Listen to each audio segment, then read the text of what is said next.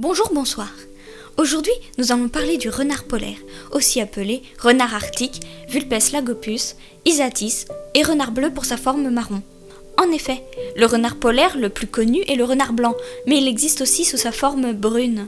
Qu'il soit blanc ou bleu, le renard s'habille d'une robe grise en été. Ce renard, à peine plus gros qu'un chat, mesure entre 50 et 75 cm, pèse 5 à 9 kg et vit de 10 à 15 ans. Ils sont présents dans l'ensemble de l'Arctique, à savoir au Groenland, en Russie, au Canada, en Alaska, au Svalbard, en Islande et dans les Alpes scandinaves.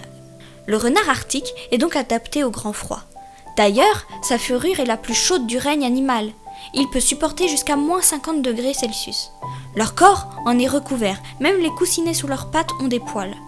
Leurs oreilles, petites et arrondies, leur museau court, ainsi que leur corps trapu évitent la perte de chaleur. On a régulièrement l'image du renard polaire en boule avec leur queue devant le museau.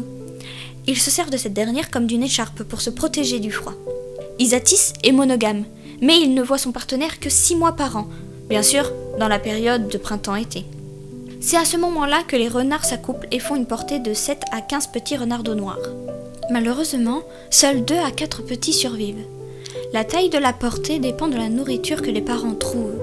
Ils atteignent la taille adulte en 90 jours. C'est le temps le plus rapide des mammifères. Les petits mettent 4 semaines avant de sortir du terrier.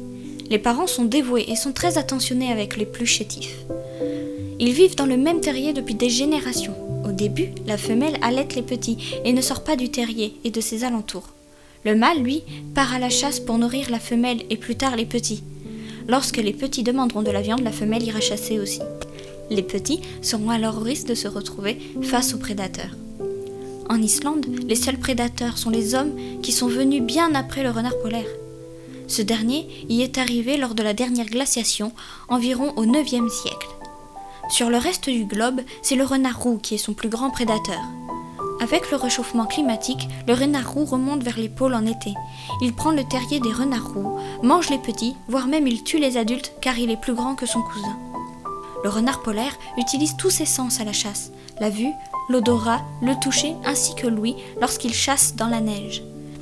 Mais s'il y a du blizzard, c'est l'odorat qui prime. Dans les pays scandinaves, le renard mange des lemmings.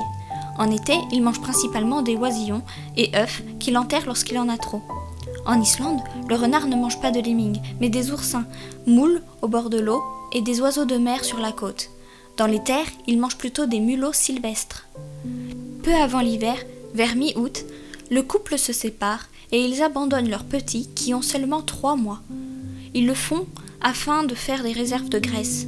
Lorsque les grands froids arrivent, ils peuvent manger des restes de phoques tués par des ours. Le renard polaire savent nager. Voilà, le renard polaire n'a plus de secret pour vous. Si vous avez aimé cette vidéo, n'hésitez pas à vous abonner, ça ne mange pas de pain fromage, et bon visionnage!